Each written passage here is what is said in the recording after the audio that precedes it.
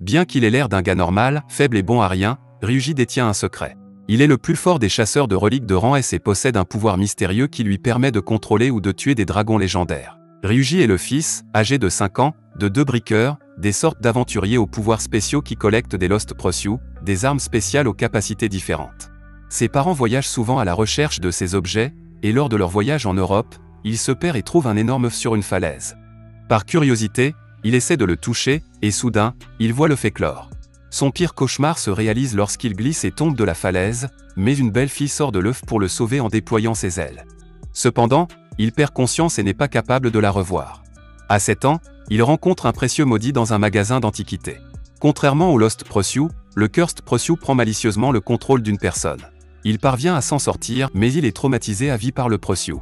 Des années ont passé depuis, et Ryuji, maintenant âgé de 15 ans, mène une vie d'étudiant normal, à l'exception du fait que ses parents sont toujours absents à cause de leur travail, ce qui lui donne un sentiment de solitude et d'abandon.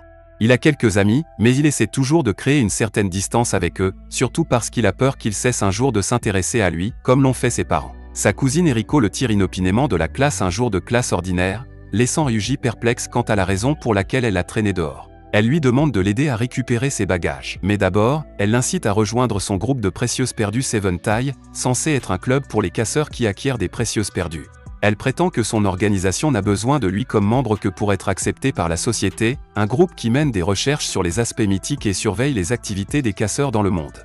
Mais pour être approuvés, ils ont encore besoin de collecter des Lost Pursuit de classe S et donc, quel meilleur moyen de remplir la dernière exigence que de voler un Lost Pursuit à une organisation de briqueurs nommée Fan. Eriko lui montre son arme précieuse perdue, qui peut invoquer des papillons. Ryuji s'inquiète qu'il s'agisse d'un précieux maudit comme le précédent qui s'est emparé de lui, mais elle lui assure que ce n'est pas le cas. Fan se présente au port. Eriko est folle de joie à l'idée d'obtenir le précieux perdu, mais Ryuji ne peut se défaire de son anxiété. Elle tire avec son arme, et comme elle l'a dit, la nuée de papillons qui s'ensuit assomme ses ennemis. Il vient chercher les bagages tandis que les renforts des Fan commencent à tirer des balles sur leur voiture. Alors qu'ils sont poursuivis, la valise commence à tomber de leur véhicule. Mais Ryuji la retient, quelques balles touchent la valise et le seau est brisé. La valise s'ouvre et laisse échapper de la fumée, révélant une fille blonde flottant dans l'air. Elle murmure le nom de Ryuji, qui lui tient la main pour l'empêcher de partir à la dérive. La fille se lève et pointe sa main vers eux en utilisant la magie du feu qui embrase la zone. Elle perd connaissance et Eriko pense qu'ils ont touché le jackpot, car cette fille pourrait être le plus puissant des précieux perdus, quelque chose de plus que la classe S. Les deux hommes la ramènent chez eux. Ils la ramènent chez eux et se demandent qui est cette fille, car elle connaît le nom de Ryuji, mais ce dernier ne la connaît pas. La fille se réveille hostile envers Eriko, mais quand elle le regarde, elle sourit et l'embrasse. Il lui demande s'ils se sont déjà rencontrés, mais elle ne répond pas et continue à l'appeler par son nom. Eriko l'informe avec enthousiasme que la fille est un dragon rouge, une créature mythique qui peut invoquer des flammes. Ryuji la nomme Rose car la marque sur le dos de sa main ressemble à cette fleur. Le lendemain, un hélicoptère apparaît soudainement devant leur balcon. Il s'agit d'un hélicoptère de la société qui demande s'il y a des dragons à l'intérieur. Ils sont emmenés dans les locaux de la société, où ils rencontrent le chercheur de dragons, Tokura, qui reconnaît immédiatement Ryuji, le plus jeune casseur de niveau 10 au monde. Tokura l'examine et lui révèle toutes les petites informations qu'il possède sur les dragons, qui n'ont été découvertes qu'il y a 10 ans. Mais Ryuji touche le dos de Rose pour vérifier si elle a des ailes, et se rend compte que c'est lui qui l'a trouvée il y a 10 ans. Il découvre qu'elle est extrêmement attachée à Ryuji car il est la première personne qu'elle a vue, ce qui lui fait croire qu'il est son père. Il découvre ensuite qu'Eriko a parlé de Rose à sa mère, et que celle-ci veut retourner à ses côtés. Ce qui le rend extrêmement frustré. Ils ne se sont jamais vraiment souciés de lui, ils ne se soucient que de leur travail, au point d'abandonner littéralement un enfant de 5 ans à vivre seul parce que cela ne leur convenait pas. Mais maintenant, ils veulent revenir et être une famille heureuse, parce qu'il a littéralement trouvé le dragon pour la 2e fois. Penser à ses parents ne fait que l'enrager et pousse Rose à ne plus s'accrocher à lui. Rester à ses côtés ne fera que le faire souffrir, car bien qu'elle soit un dragon, elle est aussi un trésor perdu, ce qui l'a blessé il y a des années. Elle ne se soucie de lui que parce qu'elle le considère comme son parent. Pour mettre fin à sa souffrance, il décide de l'abandonner. Soudain, l'établissement est attaqué par un intrus. Malgré la haute sécurité, le mur fond et laisse apparaître un adolescent costaud qui se présente comme Onyx, un dragon noir. Il assomme Tokura sans effort et cherche Rose, déclarant qu'il est là pour prendre sa femme. Rose se cache derrière Ryuji par peur, et Onyx le projette contre le mur d'un seul doigt. Ryuji tente de se relever alors que le type le regarde de haut. Mais Onyx insiste pour aller chercher Rose, mais elle refuse. Eriko remarque les boucles d'oreilles d'Onyx et réalise que c'est le précieux perdu de sa famille qui a disparu.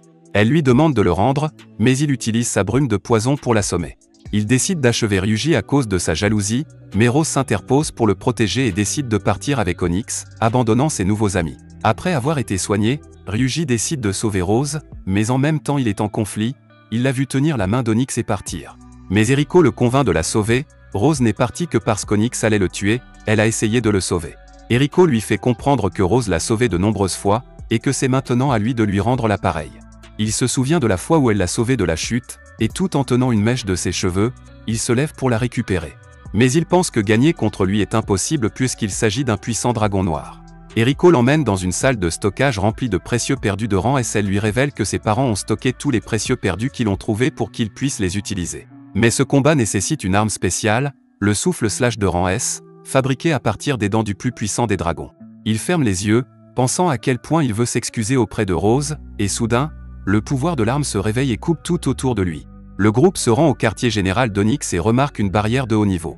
Ryuji entaille sa lame, faisant disparaître la barrière. Alors qu'il se rapproche, Eriko révèle que Rose ne le considère pas comme un parent, mais parce qu'elle a eu le coup de foudre pour lui. Il essaie de rejeter cette idée, car il pense que les dragons n'ont pas de sentiments, mais après avoir réfléchi à la façon dont Rose le traite, il commence à avoir des doutes. Ils arrivent à la chapelle, où ils voient Onyx et Rose à l'hôtel se préparant à se marier. Rose a été convaincue par Onyx et leur demande de partir, exprimant à quel point elle déteste Ryuji. Elle pleure en disant que les humains détestent les dragons, mais au contraire, Ryuji dit qu'il ne la déteste pas, mais qu'en fait, il l'aime bien. Il lui dit qu'il l'aime, et son visage s'illumine immédiatement d'un nouvel éclat dans ses yeux, elle lui avoue ses vrais sentiments, qu'elle veut être de nouveau à ses côtés. Onyx est furieux et s'apprête à les attaquer, mais il lui pousse des ailes et les protège. Eriko utilise son précieux perdu pour invoquer des papillons tandis que Rose s'envole dans les bras de Ryuji lors de leurs heureuses retrouvailles. Onyx devient encore plus furieux lorsqu'il mentionne le collier que Rose porte comme preuve de leur engagement et de son asservissement. En mentionnant à quel point il est incassable, Ryuji le brise en le touchant à peine avec son épée. Onyx l'attaque, mais il bloque avec sa lame tandis que Rose invoque des flammes pour l'aider à résister à l'attaque. Il ferme les yeux alors qu'il parvient à tirer plus de puissance de son épée, la faisant briller encore plus. Il fend l'air et inflige des dégâts à Onyx. L'ennemi ne veut pas abandonner et essaie de faire entendre raison à Rose, car un humain et un dragon ne peuvent pas être ensemble. Ce qui est stupide, car ce type est un humain qui a implanté une marque de dragon sur son corps et se fait appeler dragon. Il se transforme en un dragon noir géant et détruit tout le bâtiment. Soudain, des runes apparaissent sur le dos des mains de Ryuji et Rose. Il les entrelace et exécute Tangage, qui augmente la puissance de Ryuji en transférant le pouvoir de Rose à son arme. Avec des flammes sortant de sa lame, Ryuji coupe en avant et incinère Onyx. Ryuji s'effondre alors soudainement, révélant un énorme trou dans son estomac. Rose utilise ses pouvoirs de souffle de dragon et le guérit, s'assurant que son bien-aimé reste en vie. Merci d'avoir regardé. Si vous avez aimé la vidéo et que vous souhaitez aider la chaîne à grandir, laissez un like, un commentaire et abonnez-vous.